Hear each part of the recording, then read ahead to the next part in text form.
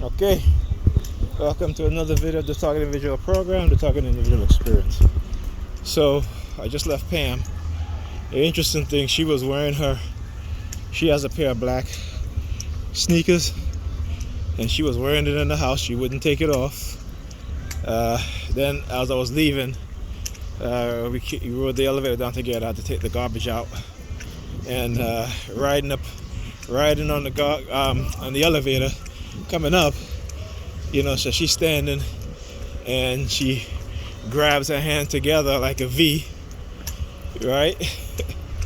And I'm just like, wow, man. You would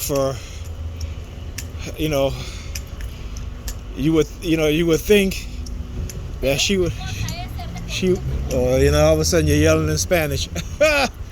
It's so funny, right? So you think all of a sudden, you would think that the person that you have a child by would be concerned about your health, your mental health, your physical health, right? Just as I am of her health, her mental and physical health. And, but for her to engage in these sort of tactics is just really, really ridiculous, right? Because I keep asking, I say, why you got your shoes on in the house? Okay? Why you got your shoes on in the house? And she's like, well, because I want to. And she's walking on clothes that she have on the floor in her bedroom with her shoes on. It doesn't make any sense. I mean, earlier on she had her shoes off. She painted her toenails color red, right? So she was showing it to me. Whenever I walk by, she would wiggle her toes. Okay? And but I went outside when I went to the hardware store. I need to get some glue, so I got Gorilla Glue to fix her washing machine, because I guess when she pressed the buttons, she broke off some of the plastic tabs, so I had to open up the top of the washing machine and fix it, which I did. Okay, it's like the second time I've done it. I fixed her washing machine, her dryer. Okay, and I had to order new parts for her dryer to install them and fix them, which I did. So yeah, and you would think after all of that, right? But when they're conditioned, she's conditioned to target me that way, there's nothing I can do, right? I'm not an expert in mind control and brainwashing, so I don't know how to undo what they've done to her, to attack me in that way, in that psychological way. And plus, there's nothing I can do, particularly when they're using the silent sound spread spectrum technology, the microwave radio wave frequency for mind control, right? So there's nothing I can do. You guys should read this. There's a PDF file called I think it's an article, but it's called is it a book? It's called The Mind Has No Firewall. And it talks about how these technologies, how they can influence the mind and control people through these technologies. And because, there is no defense against it, right? There is no, you can be aware of it, but you're still going to be affected by it, So that's the entire thing there. So it becomes very, very difficult.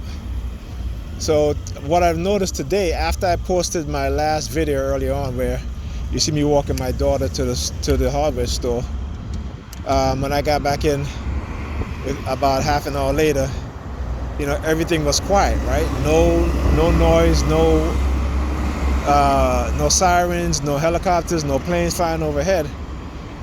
And then around 8 something, I was saying to the kids, I said, I got to get ready to leave. 10 minutes later, my daughter was like, what time are you leaving, Daddy? I said, listen, I don't know, I'll give you a specific time. And she keep asking me, what time you leaving, Daddy? So I know that, again, this is their influence, them using the technology on my daughter to find out specifically what time I am leaving. And the reason why they do that is to see whether I will answer or not, right? Because, again, it's to make you look suspicious if I'm not answering my daughter's question. And I really didn't know what time I was leaving. So, I didn't really quite answer. And you can hear the sirens. It's very low, but it's, from the time I left Pam's house, you can hear them. It's very, very low, right?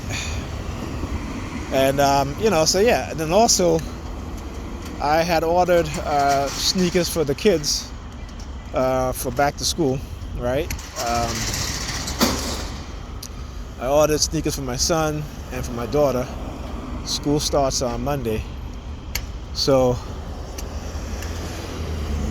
right, school starts on Monday, so I ordered some sneakers. Now, one of my son's sneakers came. The other, because I got them 2 each. The other sneakers, they have been in Jersey, New Jersey, since Thursday. The one was supposed to be delivered Friday, and the other one today. Okay? Well, I think 2 were supposed to be delivered Friday and 1 today. And they never came. Right? And they're being shipped by FedEx. Right? I mean, not being shipped by, but the shipping service is FedEx. Right? And even today, when I went to check on the status, this was before I went out. I went to check on the status, and man, let me tell you, they were, the sirens were going off. Okay? So just to show you how they have, again, even by Pam, my son's computer, my daughter's computer, the network, the home network has all been infiltrated. And again, they get away with these things. Right? Again, they get away with these things. Look at this guy walking here, pinching his nose. As he was coming over here, pinching his nose.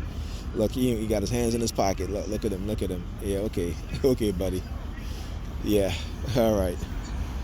Okay. Look, and then he walks by the post office. He looks inside. Well, I guess, the package is coming from FedEx, not the post office. It's not being transferred to the post office. So, yeah. Anyway. So, yeah. But I tell you, it was very strange when, in the house with Pam, and she has her sneakers on in the house. And I keep asking her, and I'm like, why are you wearing your sneakers in the house? From the time I came back from outside, she had her sneakers on in the house. Okay? And it was these black sneakers that she have, right? And out of all the years I've known her, I've never seen her wear her sneakers in the house like that. Okay? You hear the police sirens? Yeah, because they listen to what I'm saying, even as far away that they are, because they have access to my phone and the microchip that they have implanted. Okay? Right? So, yeah. Right? And I'm saying to myself, okay, when I said she's making the U-turn, and the U-turn signifies like, oh, it's you, like, yeah, they're looking for you and it's you. So this is why you usually see the police. I show this a lot. When the police will, if I'm driving, the police will stop they'll wait till I'm approaching, and then they'll make a U-turn in front of me, right? So this is what they'll do, right?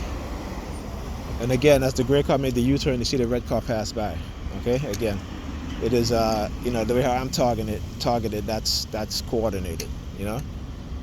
So yeah. So anyway, yeah. All right. So anyway, as I was saying, so when I came back in and after I uploaded that video, I talked about what happened, almost 20 years ago. Actually, yeah, about 20 years ago, right? Okay, this is 2021, yeah, 20 years ago,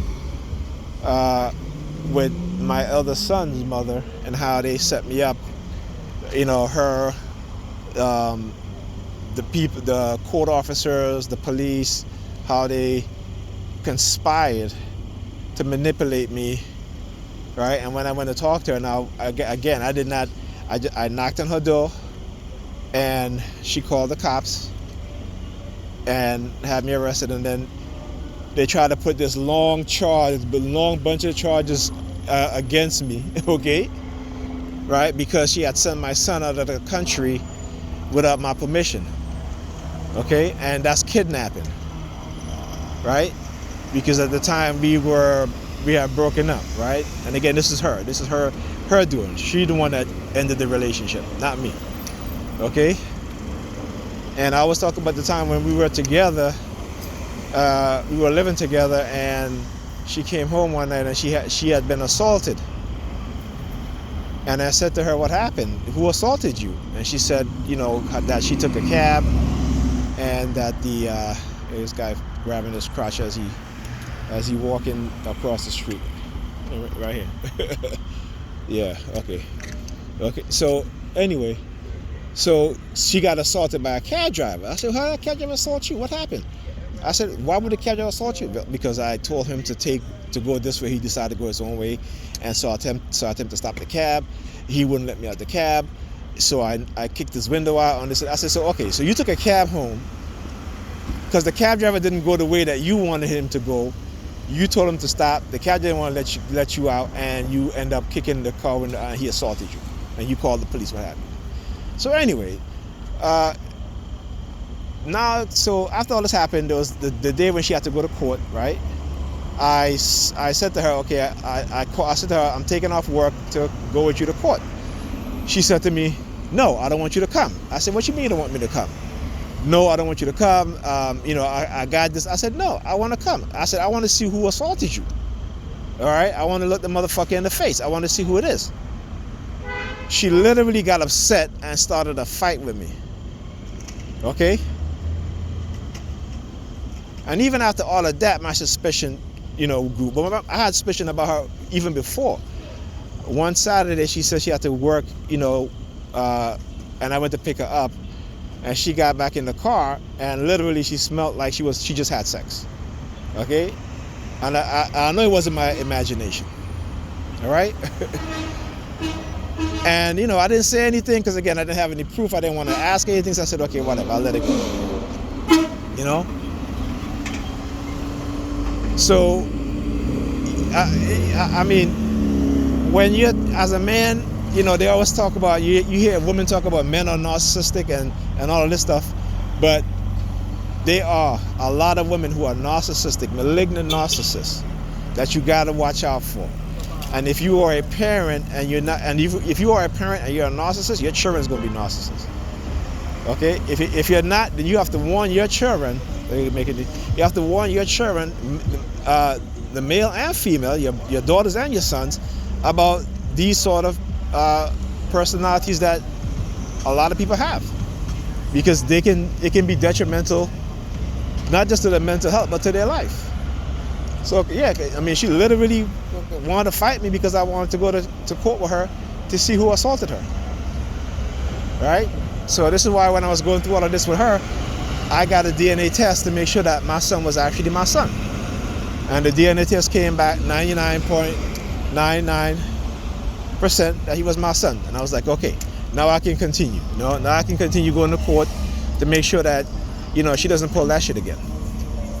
So you always got to remember that shit, right? You always got to remember, as men and women, are who you meet. Because you have people who have been traumatized since they're young and have not been healed professionally and effectively. And so they develop different personalities, and they'll take it out on you. And I'll say this, never get into a relationship with somebody who has been sexually assaulted when they're young, unless they have done the work, years of therapy to heal that trauma, okay? Take my advice.